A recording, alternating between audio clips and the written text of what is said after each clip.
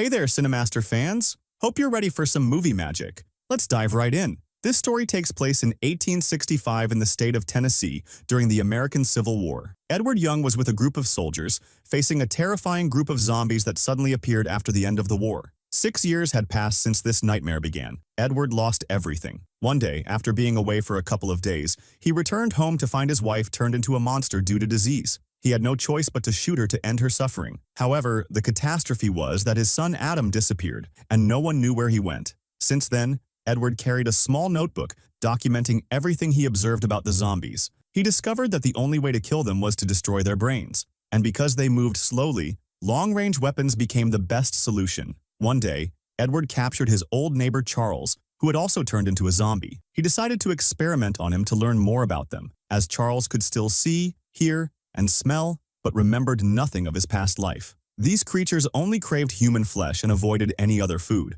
Strangely, they feared fire, which could repel them. Driven by curiosity, Edward mounted his horse and decided to leave his home, wandering far to see how the world was faring. Along the way, he passed by corpses and skeletons devoured entirely. After a few days of travel, he decided to take a break near a lake to drink some water. As he bent down to drink, a zombie hiding underwater suddenly grabbed him and dragged him down. Edward was terrified but fought with all his strength to prevent the zombie from biting him. After a fierce underwater struggle, Edward managed to overpower the creature and return to the shore, exhausted. While trying to catch his breath, he noticed a group of zombies approaching, and among them was his son Adam. When Edward saw his son after all these years, he was deeply affected, tears streaming down his face at the horrific state his son had reached. He immediately grabbed his weapon and began shooting at the zombies around him, but couldn't bring himself to harm Adam. As Adam got closer and grabbed him, Edward hugged him tightly to avoid being bitten, screaming in anguish as he was forced to shoot Adam in the head to end his suffering. That night,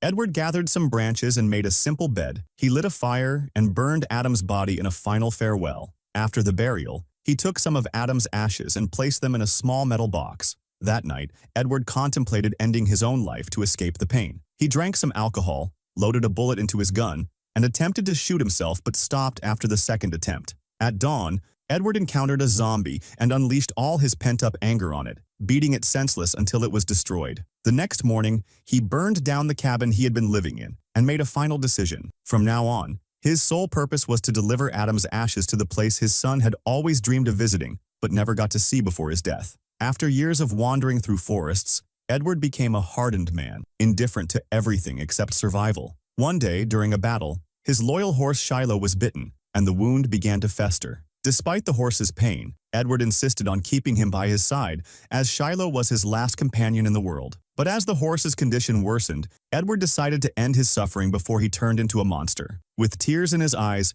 he bid Shiloh a final farewell. Now, having lost the last being in his life, Edward continued his journey alone, filled with boundless rage. After several days in the forest, he came across an old, destroyed village. Feeling tired and hungry, he decided to search for food. Entering one of the houses, he found the corpse of an old man sitting in a chair. Suddenly, the man's elderly wife attacked him, trying to bite him, but Isaac appeared at the last moment and saved him. After helping him, Isaac pointed his weapon at Edward, asking if he had been bitten. Once assured that Edward was uninfected, Isaac lowered his weapon, and the two hid together from the approaching zombies. Once the creatures left, Isaac unexpectedly struck Edward, knocking him unconscious. When Edward regained consciousness, he found Isaac sitting before him. He realized that Isaac was not his enemy. On the contrary, Isaac was interested in Edward's story and asked about his past. Upon learning that Edward was a soldier in the war, Isaac requested his help to rescue his sister, who had been kidnapped by a general named Williams. Williams led a group of rebels hiding in an underground bunker. Isaac knew all the passages there, as he had helped build them in the past. However, since Williams was always surrounded by his crazed men, Isaac needed a partner to navigate the hideout. Since Edward had lost his wife and son and had no purpose left in life, he couldn't refuse when he saw a man pleading for help to save a family member. From that moment, Edward and Isaac became a deadly team, taking down zombies one by one, with no one able to stand in their way. Although Edward wasn't sure if Isaac's sister was still alive, he pursued the mission with determination. One night, as they sat by the fire sharing memories, Isaac excused himself to relieve himself, leaving Edward alone. Suddenly, Wayne emerged from the darkness, held a gun to Edward's head, and stole his weapon. Shortly after, Williams himself appeared, struck Edward, and kidnapped him to take him to the bunker. Williams intended to use Edward as a test subject for his experiments. Since Isaac had been hiding during the attack, he could only act at dawn to track them down and rescue his companion. That same night, Edward was imprisoned with other captives and learned that Williams deliberately spread the infection to see who might develop immunity to the virus. While imprisoned, Edward met Emma, who had been held there for weeks. All infected individuals were examined by a doctor named Johnson, who conducted numerous experiments to find a cure for the disease. Despite months of research, he had made no progress. Williams, growing impatient, threatened Johnson, warning that if he didn't produce a cure within days, the infected would be fed to the monsters. The next day, when Emma was about to be taken for infection testing, Edward tried to convince the guards to let him take her place. At that moment, Isaac suddenly appeared, attacked the guard, and saved them. He began to escape with them from the bunker. As soon as Williams noticed that people were trying to escape, he ran after them and shot Edward. But at that moment, a zombie attacked Williams and devoured him right in front of their eyes. Isaac saw his friend injured, so he carried him on his shoulder and ran until they reached a cabin in the middle of the forest. The cabin belonged to an old woman named Eve, who was a healer. Isaac knocked on the door frantically, screaming and begging her to help. Emma, who was with him, thought no one was inside until the door slowly opened on its own. But as soon as they entered, the door slammed shut unexpectedly. Emma began screaming and banging on the door. Isaac tried to break it down to save her, but then Eve appeared, recognizing Emma because they had met when they were younger. The woman opened the door and asked Isaac to bring Edward in quickly so she could try to save him. When she saw Edward's condition, drenched in sweat and pale-faced, she told them his condition was critical and that he might not survive. She gave him medicine to ease the pain and then began cleaning his wound to remove the bullet. Edward endured intense pain and passed out, likely from the agony and blood loss. Eve told them that if Edward's wound became infected, he wouldn't survive. By dawn, Edward woke up from his coma, and Eve applied a special ointment she had prepared to his wound. Edward thanked her for what she had done for him, and Eve was deeply moved since no one had thanked her in years. Later, Eve took Isaac and Emma aside and explained that the traps around the cabin were set to catch zombies. She told them that anyone who accidentally triggered the traps would hit the bells hanging around the door, and when the bells rang, she would know danger was near. Even after Edward began to recover, he and his companions decided to stay with Eve on the hill for a while until they figured out their next move. Since they had become like a family, they divided the work among themselves. Isaac became responsible for protecting the cabin, always armed and ready for anything. Once Edward fully recovered, he joined Isaac in guarding the cabin. Meanwhile, Edward resumed writing his memoirs, documenting everything he had witnessed. Over time, the zombie attacks became more frequent,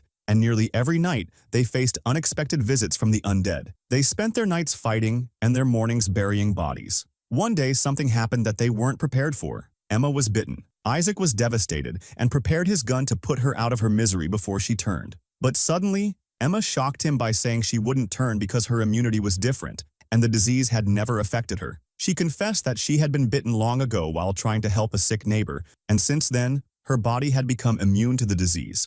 Eve quickly approached Emma to examine the old bite mark and asked how this was possible. Emma explained that before the military took her, she had been trying to treat her sick neighbor when she was bitten. Strangely, she had never fallen ill or turned. Days passed and Emma didn't even catch a cold or fever. One night, Edward woke up startled from a nightmare and saw Eve leaving the cabin. He quickly followed her and Kelly, called out to ask what was wrong. Eve opened up to him and shared a story from her past. She told him that she once lived with her younger sister Julia. One terrible night, two drunk men attacked Julia and destroyed her life forever. A week later, Eve discovered that Julia was pregnant and decided to terminate the pregnancy so Julia wouldn't have to live with the pain of what had happened. But when the townspeople found out, they turned against her, accusing her of terrible things and sentenced Julia to death. On the day of the execution, Eve stood among the crowd, helpless to save her sister. Afterward, Eve had no choice but to curse the townspeople. She was exiled from the town and treated like a criminal, given just 24 hours to leave forever. She wandered the forest for days,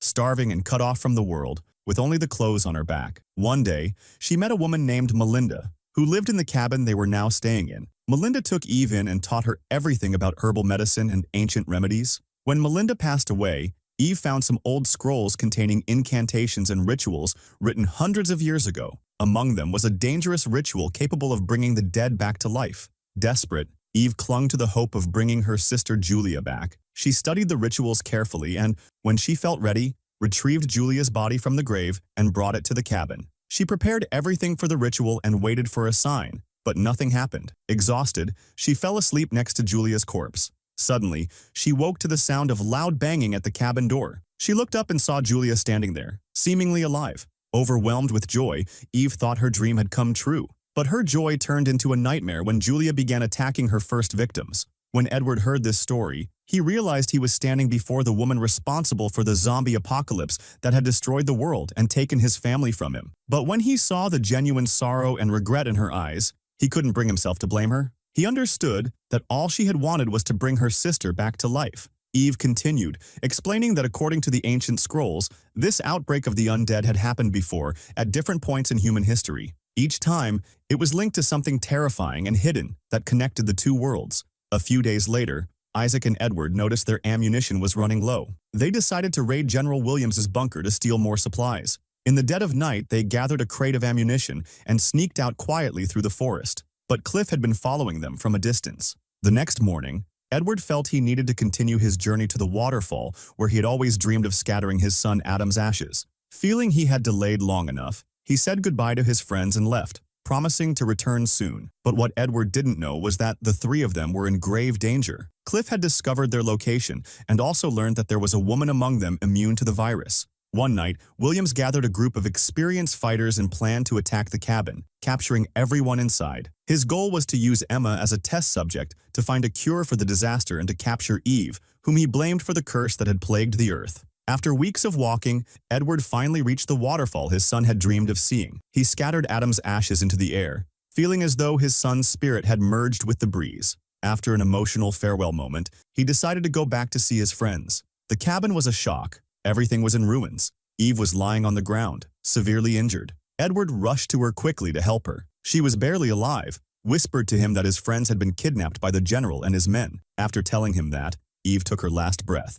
At that moment, Edward felt he would not let their rights be taken away. That same night, he painted his face with lines of blood and dirt to disguise himself among the zombies. He entered the forest and started screaming at the top of his lungs to attract the zombies' attention. His plan was brilliant. He wanted to gather as many zombies as possible and lead them toward the hideout, letting them attack Williams and his men. On the way, he encountered a guard standing at the hideout's door and didn't hesitate for a moment. He raised his weapon and shot him in the head. The guard fell in place and some zombies behind Edward stopped to feed on him while the rest continued following him in a straight line. As soon as Williams heard loud screams coming from inside the hideout, he knew there was trouble. He grabbed his weapon and started moving through the corridors, prepared for any attack. Suddenly, he found himself face to face with a horde of zombies. Cornered, he was forced to shoot them to protect himself. Meanwhile, Edward was working on another plan. He was searching for Emma, and when he found her, he didn't waste time. He shot Dr. Gibson in the head immediately, killing him on the spot, and helped Emma get to her feet before they escaped.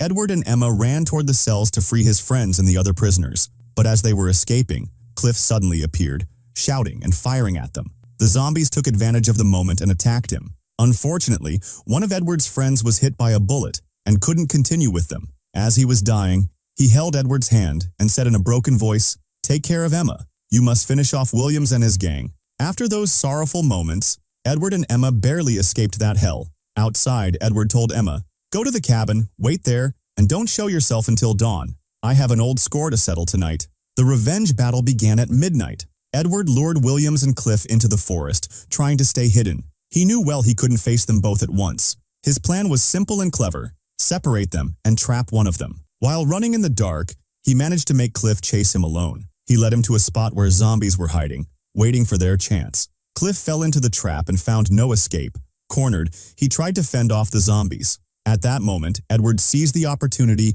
and started pursuing his real target, Williams. But Cliff was stubborn. He managed to hold off the zombies for a while and escaped from them. He tried to run after Edward, not realizing that he was doing exactly what Edward wanted, bringing himself closer and closer to the disaster prepared for him. During the chase, Cliff fell into a pit full of zombies. While he struggled to escape them, Edward took the chance and finished him off quickly. Without wasting time, Edward immediately ran after Williams. He crossed a small river and hid behind a tree on the other side. Suddenly, as he was hiding, he saw his enemy, who was focused solely on his personal mission of revenge. When Williams saw how determined Edward was, he tried to convince him to join him. He told him that the evil woman had manipulated his mind and that this wasn't what he was supposed to do. But Williams quickly realized he wouldn't be able to change Edward's mind. He said, "Then let's settle this like knights." They put their weapons aside and stepped out from behind the trees. As they moved along the riverbank, Williams tried to convince Edward, looking him directly in the eyes, saying, "She is the key. Emma might be the one to save us and give us a chance to find a cure." But Edward stood firm and said with determination,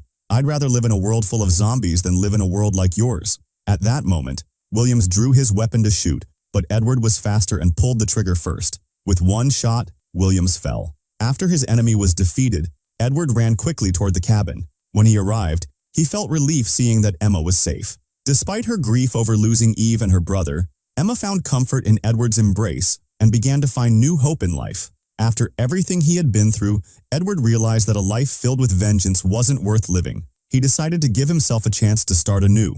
On the last page of his journal, he wrote, "Even in a world full of zombies, you can choose to hold on to hope and move forward, especially if there's someone beside you worth fighting for." That's it. Don't forget to like, share, and subscribe. See you in the next epic story.